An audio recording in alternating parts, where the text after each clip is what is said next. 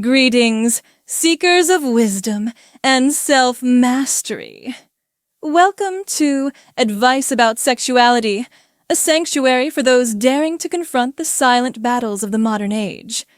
Today, we embark on a journey far deeper than surface-level taboos. We delve into a struggle etched into the very fabric of our dopamine-driven era, the paradox of masturbation. On the surface, it's hailed as natural, harmless, even healthy. Yet, lurking beneath lies a labyrinth of neurological traps and philosophical dilemmas. How much is too much? When does a fleeting release morph into a chains of compulsion? And why does this act, so universally practiced, leave countless souls feeling emptier than before? Brace yourselves. This isn't just a video. It's a manifesto against the erosion of willpower, a rallying cry for the spiritually starved. Yes, the thumbnail was provocative, but how else does one shatter the numbness of scrolling eyes? This is the crisis no one dares name. A generation weakened by instant gratification, enslaved to screens, and severed from their primal vigor. By the end, you'll wield neuroscience and ancient Stoic wisdom to reclaim your mind. A quick favor. If you're ready to transcend the ordinary, smash that subscribe button and clang the bell. It's free, yet priceless for your growth. Now, let's unravel history's twisted views on self-pleasure. History of masturbation, from sin to science. To grasp today's moral confusion, we must rewind to when masturbation was draped in myth and terror. Ancient civilizations oscillated between reverence and revulsion.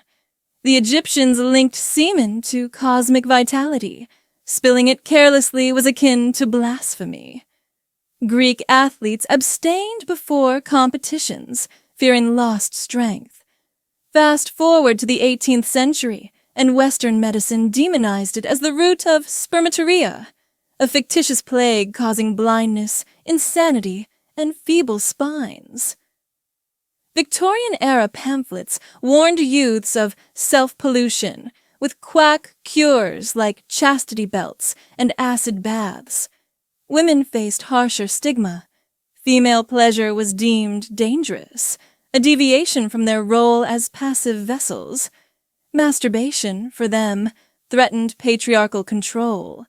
A woman who could satisfy herself needed no man, upending societal hierarchies.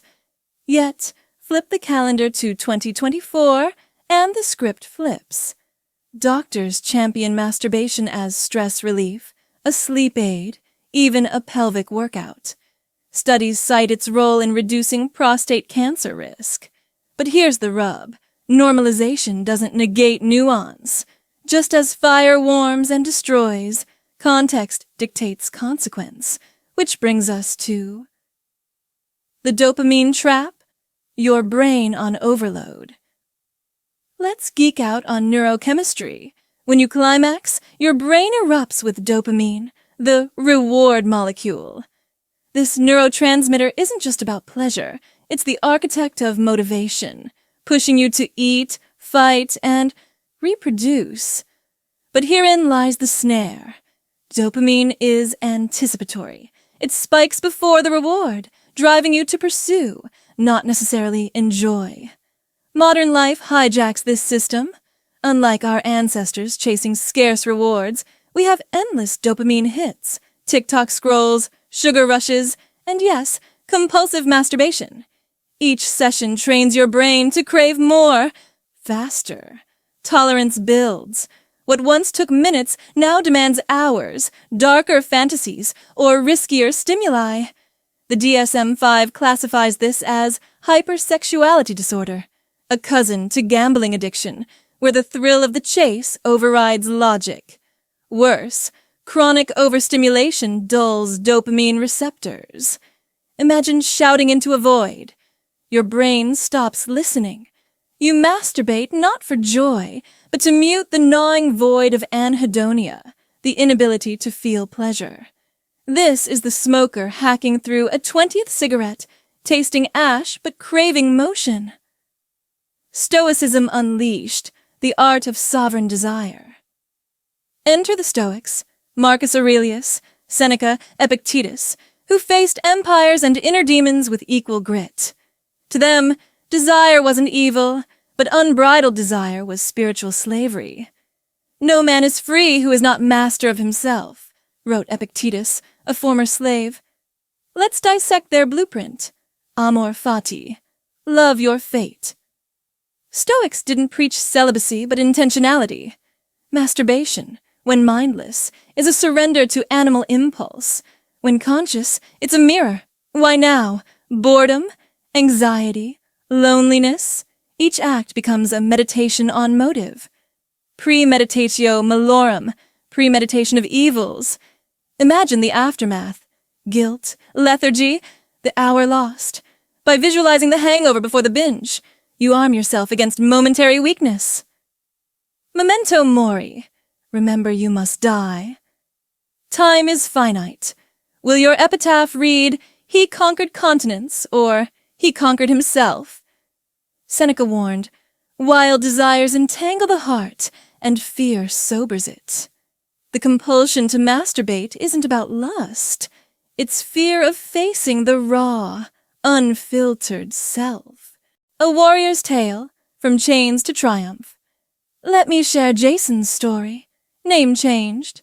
At 24, he was a shell, masturbating 5 times daily, skipping work, lying to partners. Porn had rewired his arousal template. Real intimacy felt bland. Then he stumbled upon meditations.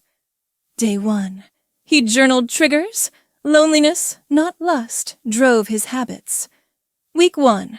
He replaced nightly sessions with cold showers and push-ups. Month 3.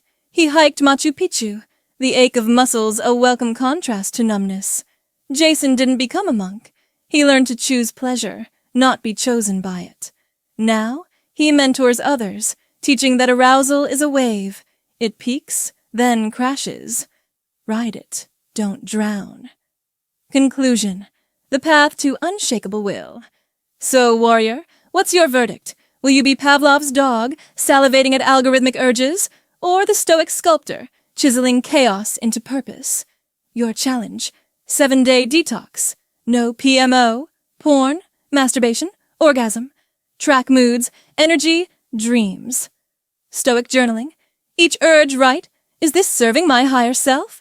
Energy alchemy. Redirect sexual energy to creativity. Write, paint, code, lift. The road is rugged, but you're rugged too. Comment, I am the architect of my destiny, to seal your pact. Smash like if you're ready to rise, and subscribe. It's time to outgrow the old you. Stay unyielding. End.